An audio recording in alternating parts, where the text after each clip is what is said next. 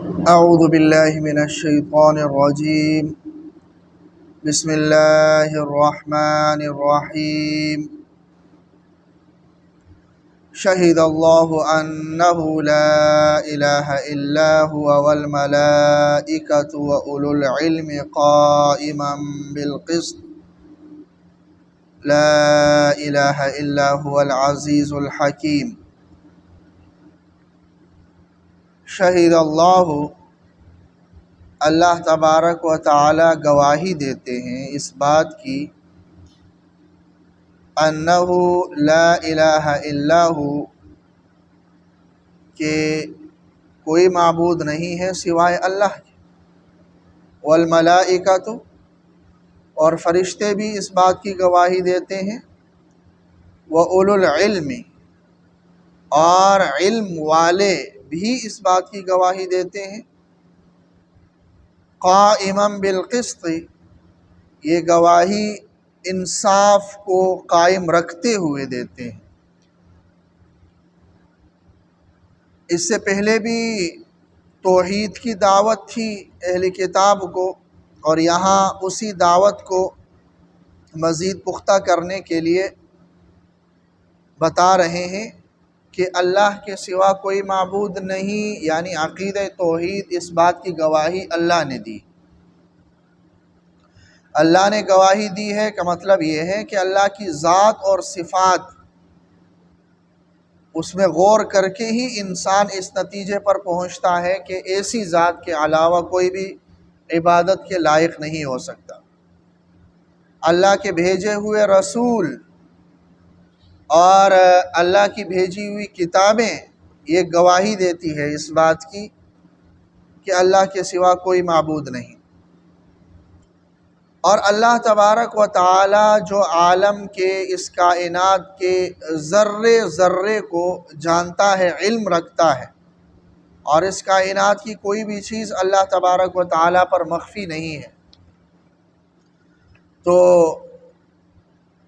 اس سے بڑھ کر اور پھر کس کی گواہی ہو سکتی ہے؟ پھر فرشتے ملائکہ جو اللہ تبارک و تعالی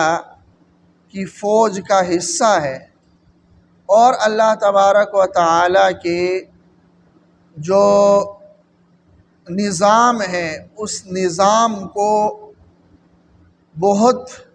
قریب سے دیکھنے والے ہیں، اور اس نظام کے سب سے بڑے جاننے والے ہیں، وہ ان کی گواہی سے بڑھ کر اور کس کی گواہی ہو سکتی ہے؟ تیسرے نمبر پر اہل علم کو ذکر کیا کہ جو لوگ علم رکھتے ہیں وہ بھی اس بات کو مانتے ہیں کہ اللہ کے سوا کوئی عبادت کے لائق نہیں، تو اس سے اہل علم کی شان بھی واضح ہوتی ہے کہ اللہ نے اپنے اور فرشتوں کے ساتھ اہل علم کو ذکر کر لیا، ان کی گواہی کو اللہ تبارک و تعالی نے اتنی اہمیت دی، تو مکرر ذکر کیا جاتا ہے کہ لا الہ الا ہو، اللہ کے سوا کوئی معبود نہیں، العزیز جو غالب ہے، الحکیم جو حکمت والے ہیں۔ ان الدین عند اللہ الاسلام، یقیناً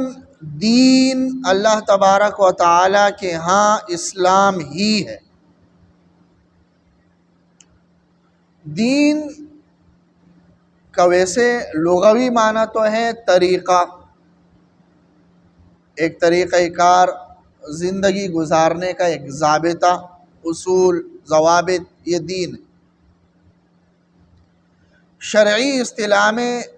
دین ہر وہ ضابطہ حیات ہے، زندگی گزارنے کے وہ اصول اور ضوابط ہیں جو حضرت آدم علیہ السلام سے لے کر نبی اکرم صلی اللہ علیہ وسلم تک تمام انبیاء میں مشترک، جو کہ دین کے بنیادی عقائد ہیں، جیسے توحید باری تعالی ہے، ملائکہ پر ایمان لانا ہے، اللہ کی کتابوں پر ایمان لانا ہے، آخرت کا تصور ہے۔ یہ ایسے جو بنیادی احکامات ہیں جو سارے انبیاء میں مشترک ہے، تو یہ دین ہے، آدم علیہ السلام سے لے کر نبی اکرم صلی اللہ علیہ وسلم تک۔ تو بنیادی عقائد اور احکامات کا جو مجموعہ ہے اس کو دین کہا جاتا ہے۔ اور پھر یہ کہ جو جزوی مسائل ہیں جو ہر شریعت کے اندر مختلف ہے، اس کو شریعت بھی کہتے ہیں، اس کو منہاج بھی کہتے ہیں۔ لِكُلٍّ جَعَلْنَا مِنْكُمْ شِرْعَةً وَمِنْهَاجًا،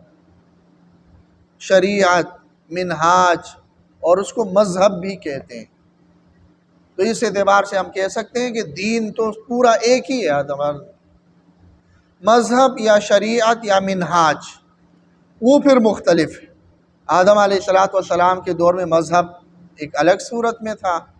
ضروری نہیں ہے کہ مکمل مختلف ہو، کچھ مسائل ہر مذہب میں چلتے رہیں۔ نوح علیہ السلام کا الگ تھا، ابراہیم علیہ السلام میں احکامات الگ تھے، موسیٰ علیہ السلام میں الگ تھے، عیسیٰ میں الگ تھے، اور محمد صلی اللہ علیہ وسلم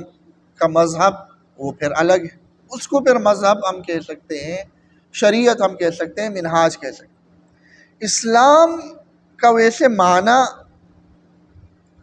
ہے اپنے آپ کو تسلیم کر لینا،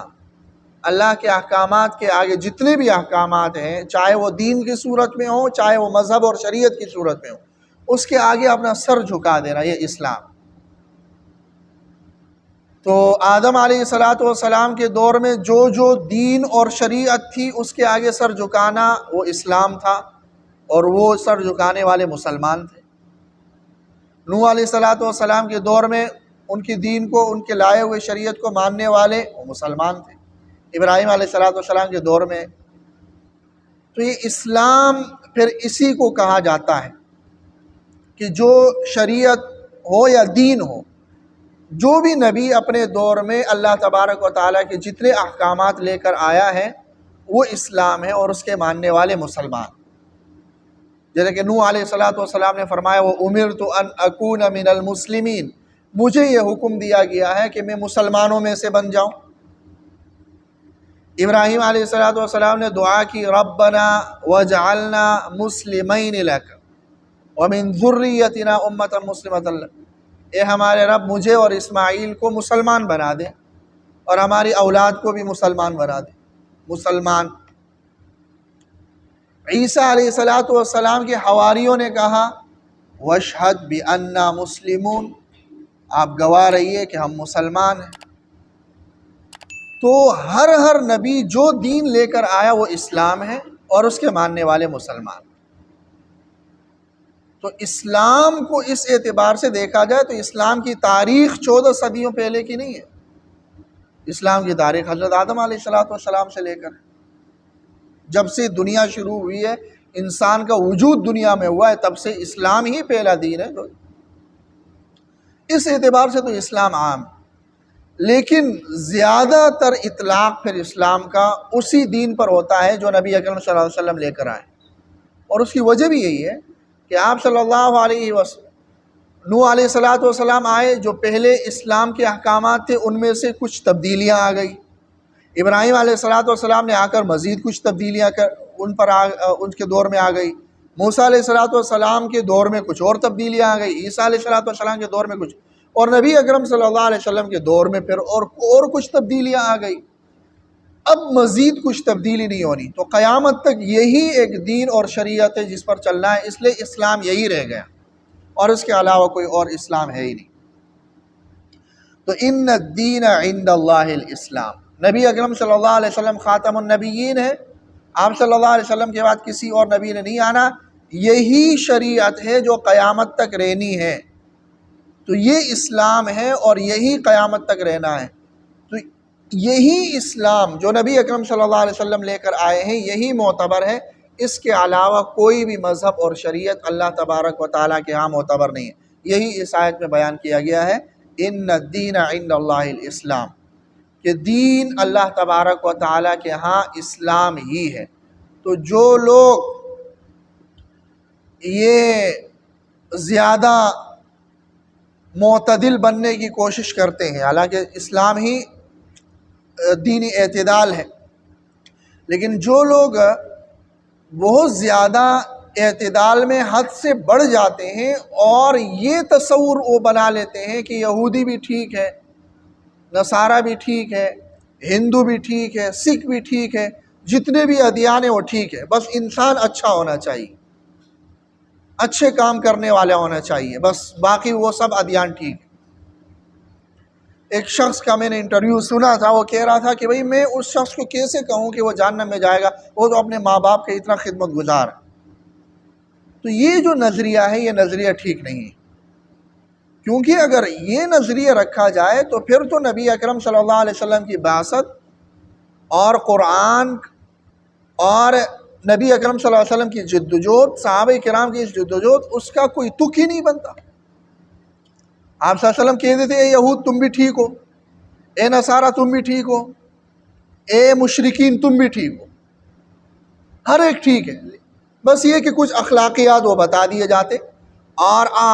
اعتقادات کا کوئی تصور ہی نہ ہوتا۔ ٹھیک ہو تم بتوں کی پوجا کیا کرو، لیکن اخلاقیات یہ ہے کہ تم کسی کو گالی مت دو، کسی کی چوری مت کرو، کسی پر ظلم نہ کر لو، اے یہود تم بھی ایسا ہی کر لو اور اے نصارہ تم بھی ایسا ہی کر لو۔ تو پھر نبی اکرم صلی اللہ علیہ وسلم کی بعثت اور نبی اکرم صلی اللہ علیہ وسلم کی اتنی جدوجہد، اس کا کوئی معنی ہی نہیں ہوتا اگر یہ ہو، اتنی وسعت اگر پیدا کر لی جائے۔ لہٰذا اس وسعت کی گنجائش نہیں ہے۔ یہ نہیں ہو سکتا کہ ایک شخص اللہ کا باغی بھی ہو اور وہ اللہ تبارک و تعالیٰ کا پسندیدہ بھی ہو، اللہ کے ساتھ ایک کو شریک بھی ٹھہرا رہا ہو، مشرک بھی ہو، اور اللہ تبارک و تعالیٰ کا پسندیدہ بھی ہو اور اللہ کی رحمت کا مستحق بھی ہو۔ تو لہٰذا اس حوالے سے قرآن کا نظریہ بالکل واضح ہے کہ اگر دنیا کے اعتبار سے کوئی اچھے کام کر رہا ہے تو اللہ تبارک و تعالیٰ اس کا بدلہ دنیا میں ہی اس کو دے دیتے ہیں، اگر وہ مسلمان نہیں ہے، مومن نہیں ہے، اس کا بدلہ اللہ دنیا میں ہی دے دیتے ہیں، مالی کشادگی کی صورت میں، راحت کی صورت میں، سکون کی صورت میں، اور آفات اور بلایا اور مصیبتوں سے ہٹا کر، اس سے دور کر کے، اور اس کو خوش و خرم اور ایک زندگی دے کر اللہ تبارک و تعالیٰ دنیا میں ہی اس کا بدل دے دے۔ وَمَا لَهُ فِي الْآخِرَةِ مِن نَصِيب، اور آخرت میں اس کا پھر کوئی حصہ نہیں ہوتا۔